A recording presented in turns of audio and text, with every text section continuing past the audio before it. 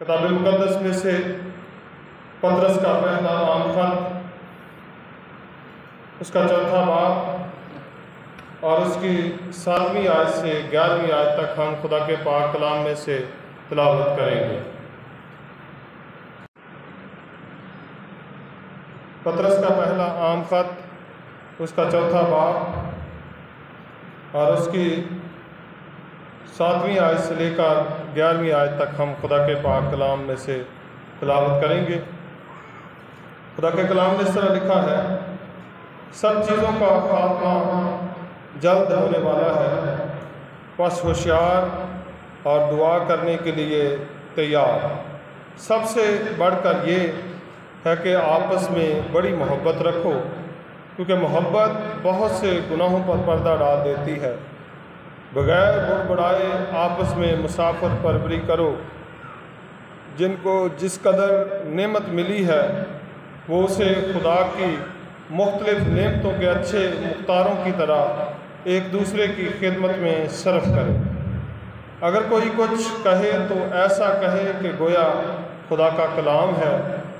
اگر کوئی خدمت کرے تو اس طاقت کے مطابق کرے جو خدا دے، تاکہ سب باتوں میں یسوع مسیح کے وسیلہ سے خدا کا جلال ظاہر ہو۔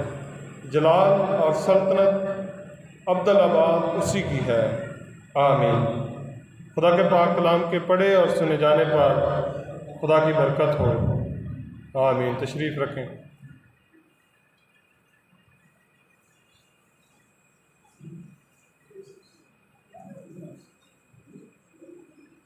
خداوند یسوع مسیح کے پاک اور مبارک نام میں آپ سب کی سلامتی ہو۔ خدا کا شکر ادا کرتے ہیں جس نے یہ ہمیں موقع دیا کہ ہم اکٹھے ہو سکیں اور خدا کے زندگی بخش کلام میں سے سیکھ سکیں۔ جیسا کہ آپ جانتے ہیں کہ دنیا میں جو بھی چیز بنتی ہے، ایک وقت آتا ہے کہ وہ چیز ختم ہو جاتی ہے۔ ایک وقت آتا ہے کہ اس چیز کا نام و نشان مٹ جاتا ہے۔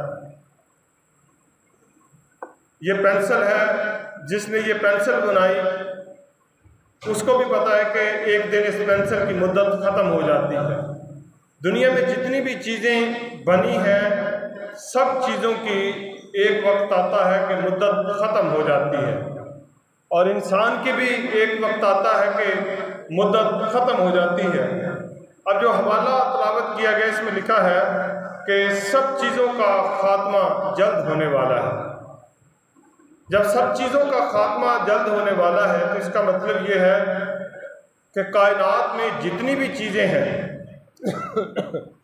خاص طور پر اس زمین پر، اس خشکی کے خطے پر جتنی بھی چیزیں ہیں، ان سب چیزوں کا نام و نشان اس دنیا سے مٹنے والا ہے، اور اگر ایک نام رہے گا تو وہ میرے اور آپ کے نجات دہندہ خداوند یسوع مسیح کا تابد نام رہے گا۔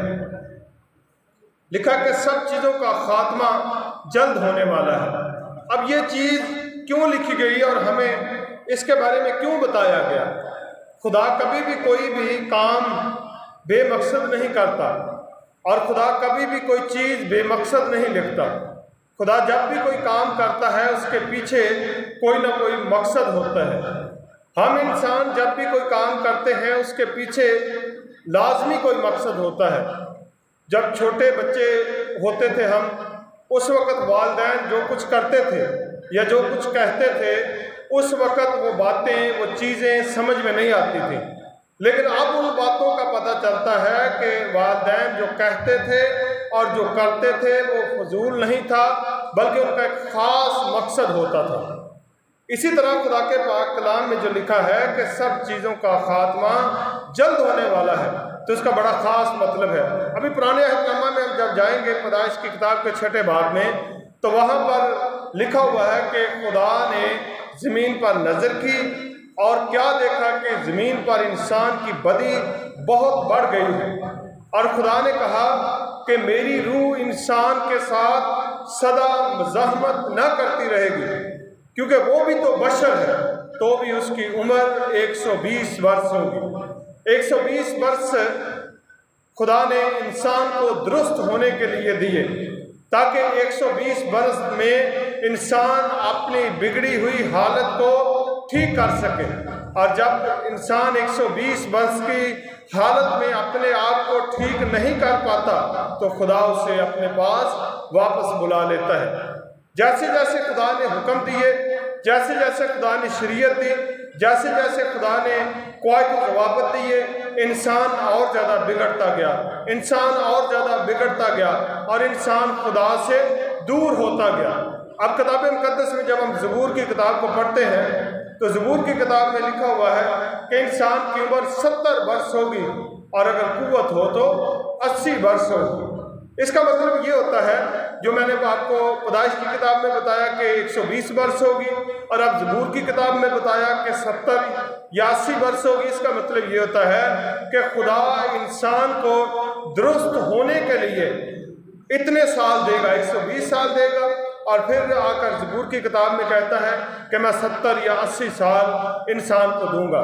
اور اگر ان سالوں میں انسان درست ہو جاتا ہے تو ٹھیک ہے، نہیں تو خدا اس کو مجرم ثابت کر کے اس کو لعنت کے حوالے کر دیتا ہے۔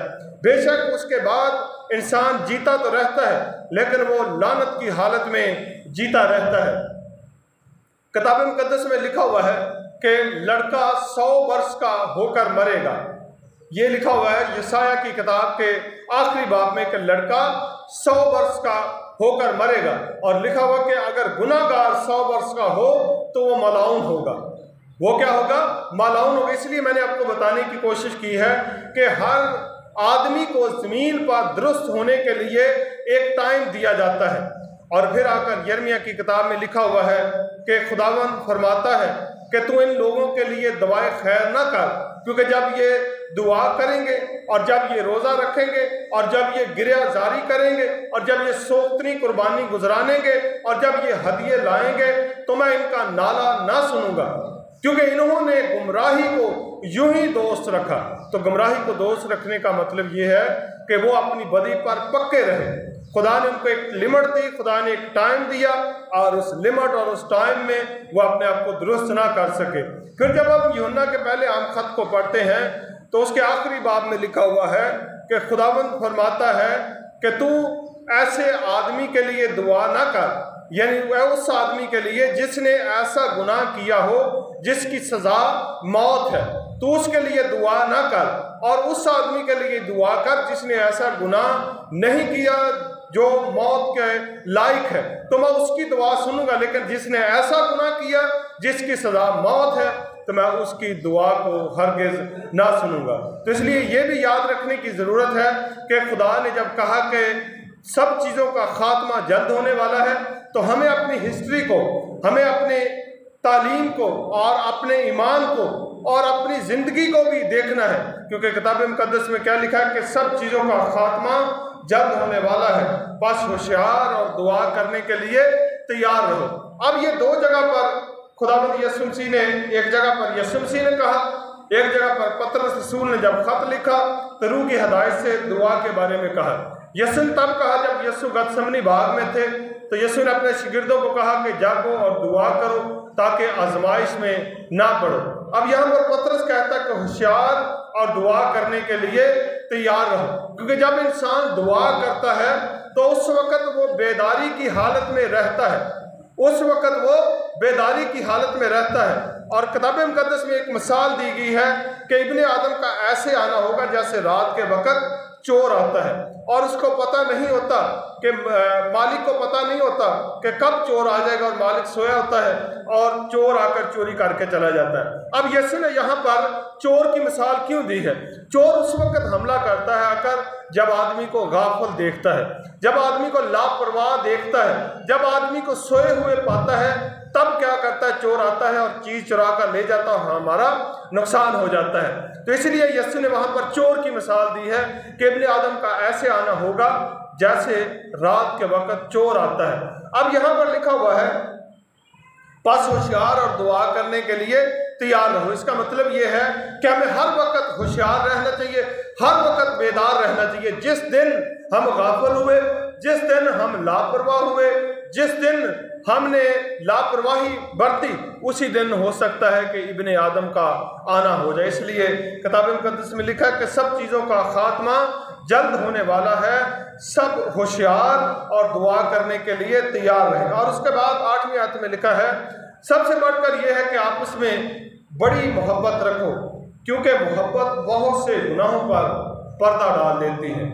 अब ये जिस दौर में हम चल रहे हैं, ये नफ्सा नफ्सी का दौर है, अबतरी और बेचैनी का दौर है। हर शख्स अपने काम के पीछे भाग रहा है, हर शख्स एक दूसरे को धकेल कर आगे निकलने की कोशिश कर रहा है।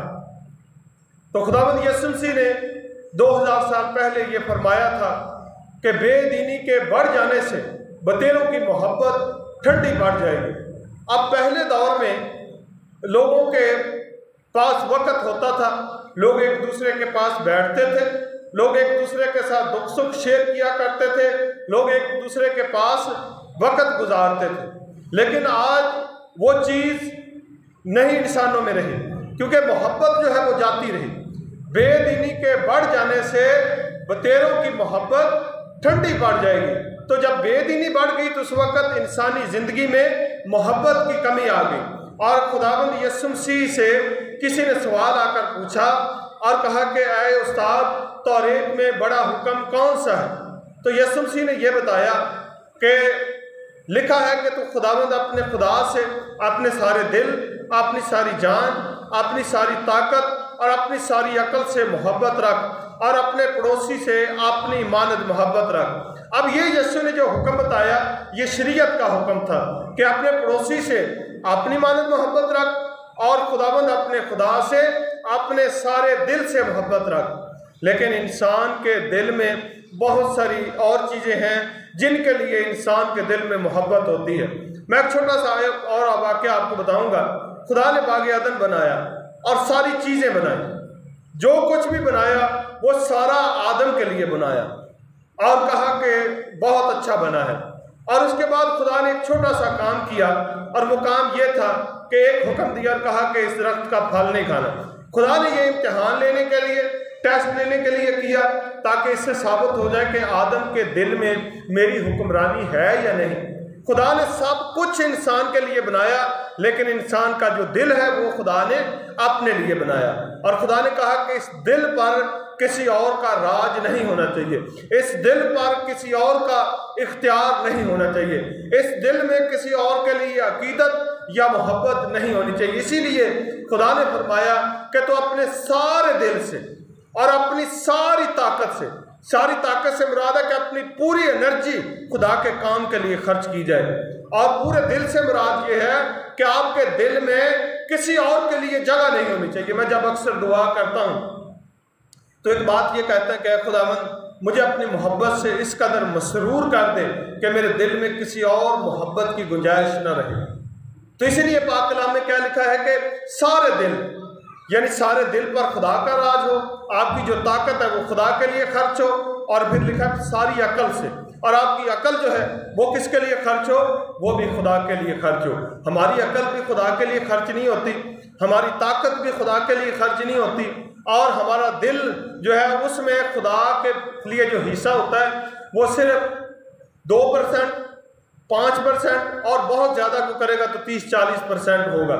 इससे ज़्यादा हमारे दिल में खुदा के लिए गुंजाइश नहीं होती, क्योंकि हमारी ख्वाहिशें बहुत ज़्यादा होती हैं। और किताब मुकद्दस में क्या लिखा है? जब ख्वाहिश बढ़ चुकी होती है तो मौत पैदा करती है, और जब मौत पैदा होती है तो उसके वसीला से गुनाह आता है। तो बताने का मतलब ये है कि इंसान के दिल में खुदा के लिए अकीदत और मोहब्बत नहीं। अब खुदा ने पुराने अहदनामा में कहा कि अपने खुदा से सारे दिल से मोहब्बत कर, और ये बताया कि अपने पड़ोसी से अपनी मानद मोहब्बत कर। जब हम फिर नए अहदनामा में आते हैं तो नए अहदनामा में मत्ती के इंजील के 5वें बाब की 43वें आयत में लिखा है, यीशु ने फरमाया कि तुम सुन चुके हो कि अगलों से कहा गया था कि अपने खुदा से सारे दिल से मोहब्बत कर और अपने पड़ोसी से अपनी मानद मोहब्बत कर। लेकिन मैं तुमसे ये कहता हूँ कि अपने दुश्मनों से मोहब्बत रखो और सताने वालों के लिए दुआ करो। अब पुराने अहदनामा में कहा गया था कि पड़ोसी से मोहब्बत कर, और पड़ोसी जो पुराने अहदनामा में कहा गया है उसका मतलब ये होता है कि वो आदमी جو تیرے ساتھ بھلائی کرتا ہے، وہ آدمی جو تیرے ساتھ اچھائی کرتا ہے، وہ آدمی جو تیرے ساتھ نیکی کرتا ہے۔ اس کی مثال آپ نے وہ نیک سامری کی تمثیل پڑھی ہوگی کہ ایک شخص آیا اور اس نے آ کر کہا کہ استاد میں کیا کروں تاکہ زندگی پاؤں؟ تو خدا یسوع مسیح نے کہا کہ تو حکموں کو جانتا ہوں، ان پر عمل کر۔ اس نے کہا کہ میں نے ان پر عمل کیا ہے۔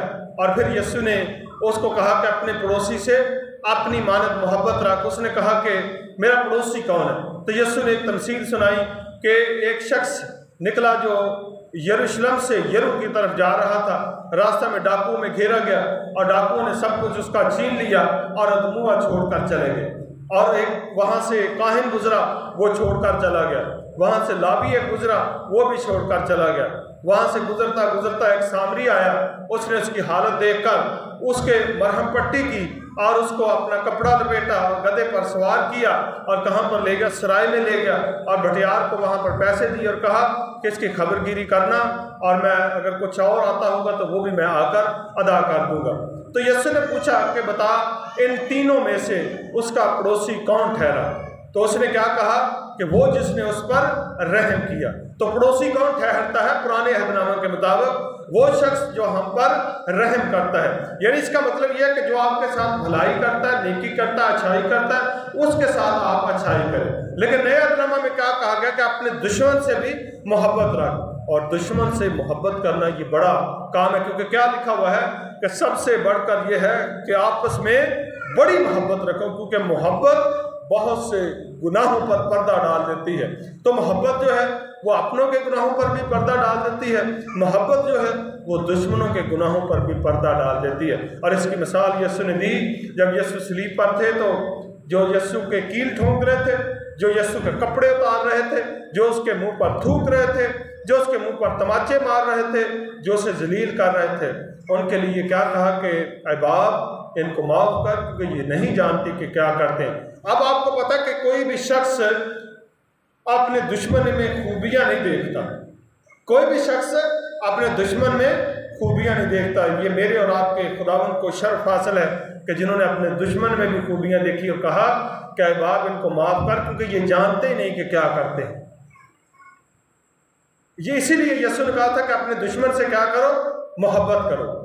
اور جب انسان دشمن سے محبت کرتا ہے تو اس کی خامیاں نہیں نظر آتی، اس کی صرف خوبیاں نظر آتی ہیں۔ اس لیے آج ہمارے معاشرہ میں جو سب سے بڑی خطرناک چیز ہے وہ یہ ہے کہ انسانی زندگی میں خدا کی محبت کی کمی ہے۔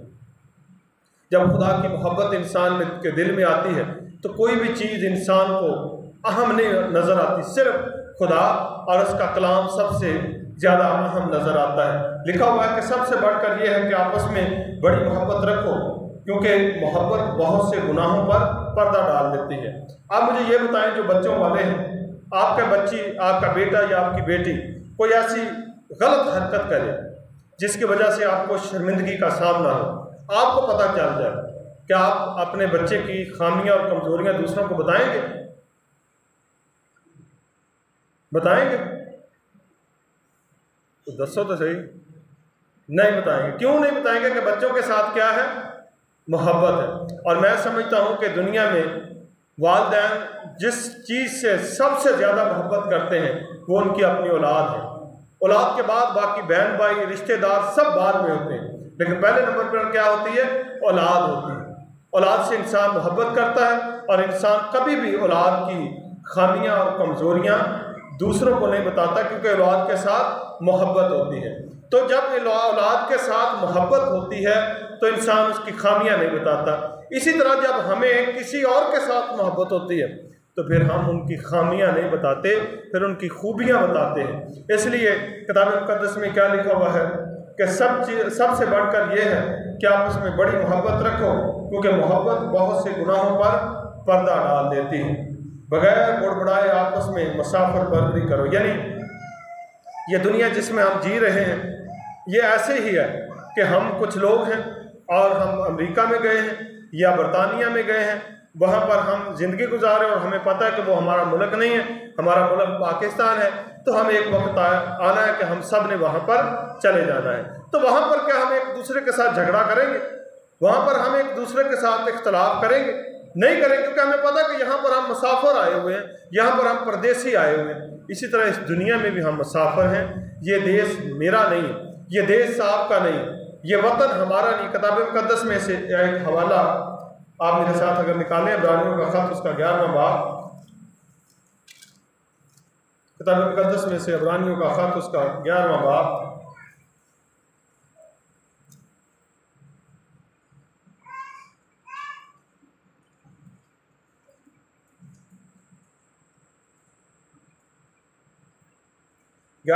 اس کی 8ویں آیت سے میں پڑھوں گا۔ ایمان ہی سے کے سبب سے ابراہیم جب بلایا گیا تو حکم مان کر اس جگہ چلا گیا جسے میں راز میں لینے والا تھا، اور اگرچہ جانتا نہ تھا کہ میں کہاں جاتا ہوں تو بھی روانہ ہو گیا۔ ایمان ہی سے اس نے ملک موعود میں اس طرح مسافرانہ طور پر بود و باش کی کہ گویا غیر ملک ہے، اور اسحاق اور یعقوب سمیت جو اس کے ساتھ اسی وعدہ کے وارث تھے خیمہ میں سکونت کی، کیونکہ وہ اس پائیدار شہر کا امیدوار تھا جس کا معمار اور بنانے والا خدا ہے۔ ایمان ہی سے سارہ نے بھی سنیاس کے بعد حاملہ ہونے کی طاقت پائی، اس لیے کہ اس نے وعدہ کرنے والے کو سچا جانا۔ پس ایک شخص سے جو مردہ سا تھا آسمان کے ستاروں کے برابر کثیر اور سمندر کے کنارے کی ریت کے برابر بے شمار اولاد پیدا ہوئے، یہ سب ایمان کی حالت میں مرے اور وعدہ کی ہوئی چیزیں نہ پائیں، مگر دور ہی سے انہیں دیکھ کر خوش ہوئے اور اقرار کیا کہ ہم زمین پر پردیسی اور مسافر ہیں۔ جو ایسی باتیں کہتے ہیں وہ ظاہر کرتے ہیں کہ ہم اپنے وطن کی تلاش میں ہیں۔ اب یہاں پر کیا لکھا ہوا ہے کہ جو یہ کہتے ہیں کہ ہم زمین پر پردیسی اور مسافر ہیں، وہ کس بات کا اظہار کرتے ہیں؟ وہ اپنے اصل وطن کی تلاش میں ہیں۔ ان کو پتہ ہے کہ یہ دیش ہمارا نہیں۔ ہمارے پیچھے جو بات ہو رہی تھی کہ محبت کی، کہ محبت انسان کیوں نہیں کرتا، کیونکہ جب یہ سمجھ لیتا ہے کہ یہ دنیا، یہ دیش، یہ سب کچھ ہمارا ہے، اس وقت انسانی زندگی سے محبت اٹھ جاتی ہے۔ اور جب انسان یہ سمجھتا ہے کہ میں اس دنیا میں عارضی طور پر آیا ہوں، میں اس دنیا میں بطور مسافر آیا ہوں، تو پھر سمجھتا ہے کہ یہ بھی یار مسافر ہے اور میں بھی مسافر ہوں، تو ہم سب نے ایک دن یہاں سے چلے جانا ہے، تو کیوں نہ ہم ایک دوسرے کے ساتھ محبت رکھیں۔ تو جو یہ بات کا اقرار کرتے ہیں کہ ہم پردیسی اور مسافر ہیں، وہ یہ ظاہر کرتے ہیں کہ وہ اپنے آسمانی وطن کی تلاش میں ہیں، اور جو تلاش کرتا ہے وہ ضرور پا لیتا ہے۔ اس کے بعد آگے لکھا ہوا ہے کہ جن کو جس قدر نعمت ملی ہے وہ سے خدا کی مختلف نعمتوں کے اچھے مختار کی طرح ایک دوسرے کی خدمت میں صرف کریں۔ بعض اوقات جو ہمیں صلاحیت ملی ہوتی ہے، جو ہمیں نعمت ملی ہوتی ہے، ہم اسے خدا کے کام کے لیے خرچ کرنا یا صرف کرنا پسند نہیں کرتے۔ کیوں نہیں پسند کرتے؟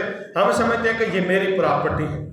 آپ کے پاس یا میرے پاس کوئی بھی نعمت جو ہے وہ آپ کی ملکیت نہیں ہے۔ یہاں پر لفظ مختار آیا ہے، کیا لکھا ہوا ہے کہ خدا کی مختلف نعمتوں کے اچھے مختار کی طرح۔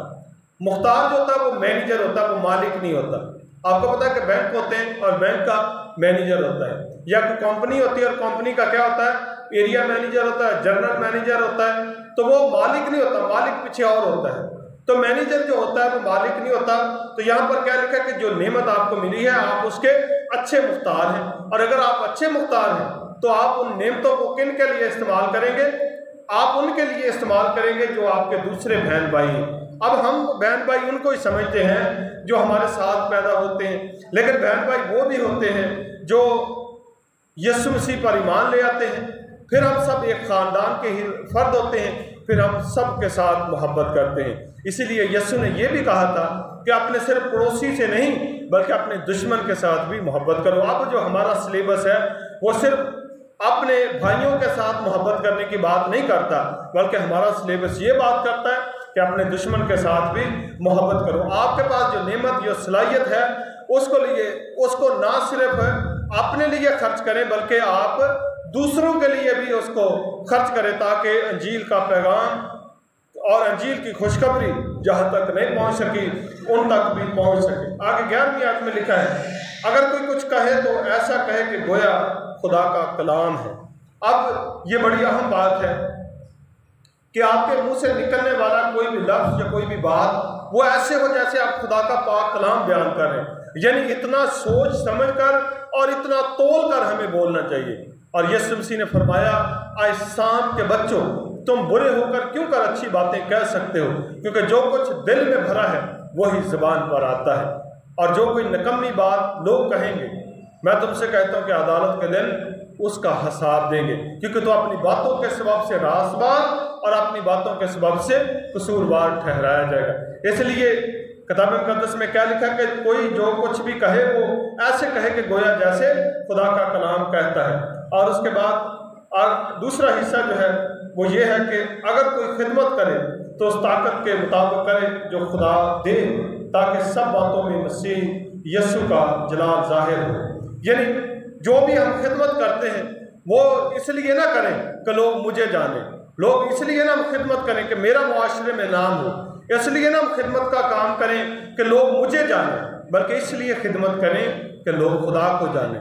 اس لیے ہم خدمت کریں کہ خدا کا جلال ظاہر ہو۔ یہ آج میں دوبارہ پڑھتا ہوں، اگر کوئی کچھ کہے تو ایسے کہے کہ گویا خدا کا کلام ہے، اگر کوئی خدمت کرے تو اس طاقت کے مطابق کرے جو خدا دے، تاکہ سب باتوں میں یسوع مسیح کے وسیلہ سے خدا کا جلال ظاہر ہو۔